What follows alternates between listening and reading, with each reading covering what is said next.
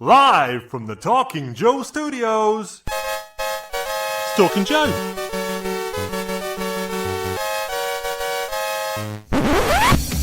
Talking Joe is on the air.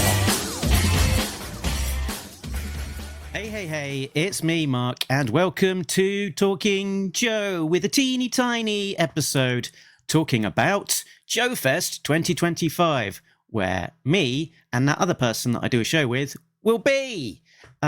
Speaking of which, let's add him in.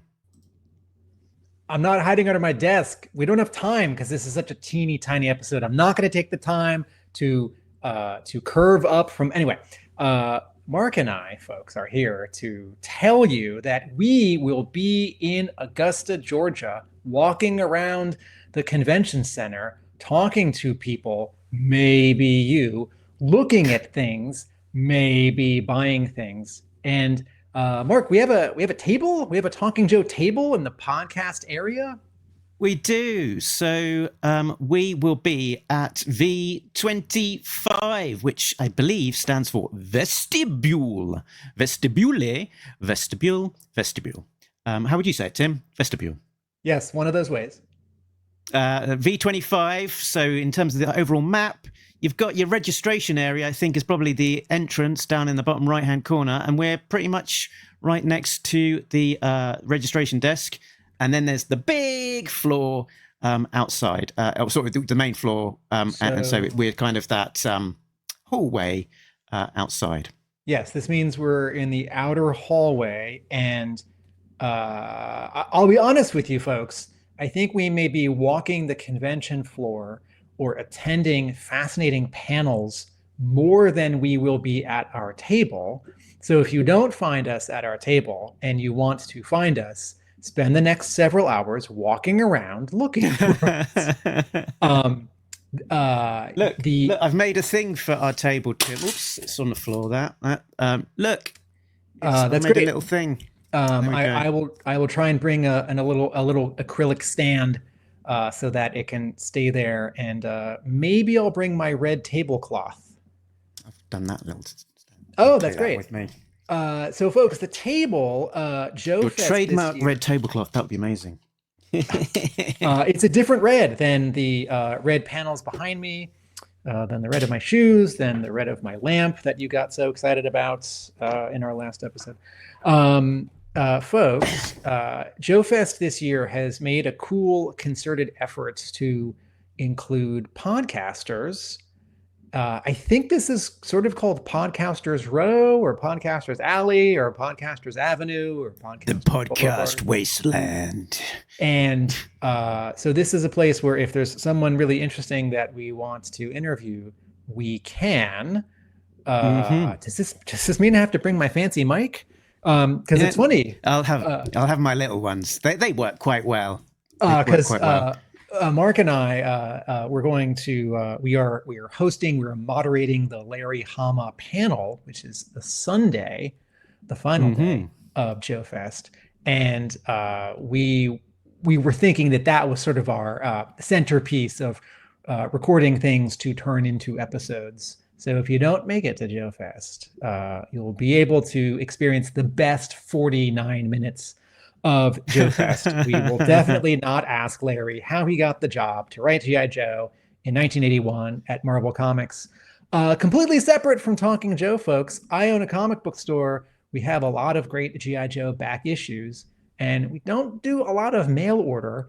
But on special request, I could be convinced to bring some, I don't know, Larry Hama 1 in 10 variant cover, sketch cover G.I. Joe issues from the IDW run, some regular IDW issues, particularly the final 15 or so that have never been reprinted.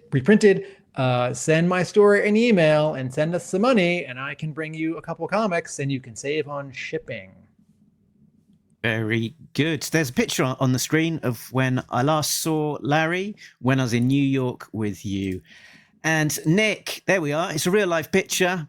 We've got knees, and we went out for some tasty dumplings. Dumplings. Right, so soup dumplings. If you go back to the previous image, I had thought that this was a Photoshop job of you and me and a separate photo of Larry. But in fact, that really is the three of us standing in the same place at the same time. Folks, that is not the real Larry and the real Mark and a cardboard cutout of me. I was going to say, even if we're not at our table, I'll be having a stack of these on the table so that you can come along and get a collectible Talking Joe trading card. That's what I'm calling them. Sort of, there's a whole lot going on it's a big old show floor, so lots and lots of stands. I walked around it a fair amount, but I didn't feel like I ever got the chance to actually soak in absolutely every single stall, because each stall has got a ton of stuff, and you could easily spend a lot of time sort of just digging through all of that stuff quite easily, as well as all of those things like panels and just hanging out with friends. Yes, doing all of those kind of things, all of the organic things that just happen.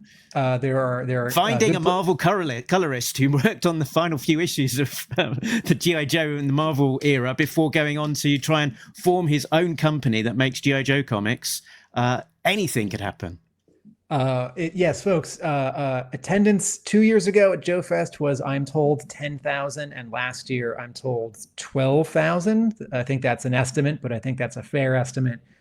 It's a really big show. It is definitely bigger than the final years of the official JoeCon, the official G.I. Joe Collectors Convention, which is both a comment on sort of, where G.I. Joe toys were from Hasbro in, 2016 or so, but also a testament to how well this show has been built up, and the fans have responded. It is still very much a toy show with lots of G.I. Joe toys, old and newer. There are also some Transformers and Marvel and Star Wars and DC and Spawn. And there are those companies that make 4-inch and 3 3/4-inch scale figures in the style of early Joe, like O-Ring, and then in sort of modern era style, like the 25th anniversary bodies, as well as both years there were a couple dealers selling comic books, not just G.I. Joe, but other, and a dealer or two with the shirts or fun accessories. So if you are only there for one kind of thing, there's going to be lots of kinds of things for you to look at. Don't forget to come up and tell us how much you love our show. I mean, how great it is to meet you at this convention. That's what we'll say. And we are both very superficial and receptive to praise.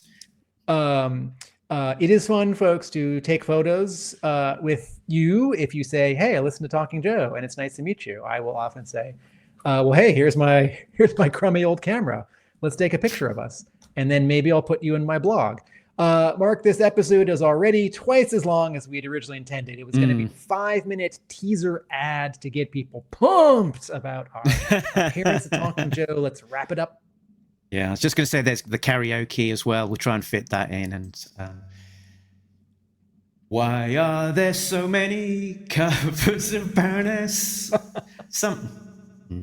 And just to plug as well, that in addition to our panel and our table, and people like Super 7, our good friends from International Heroes, Stephen Brown, Stephen Kelly, Chris Desira, are all traveling over from UK and Ireland, and they will have a well-stocked table on 112, 113, selling lots and lots of cool international stuff, by international primarily UK and Europe. So that is that plug.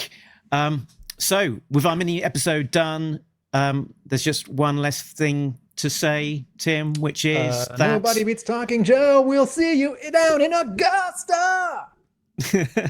Latest.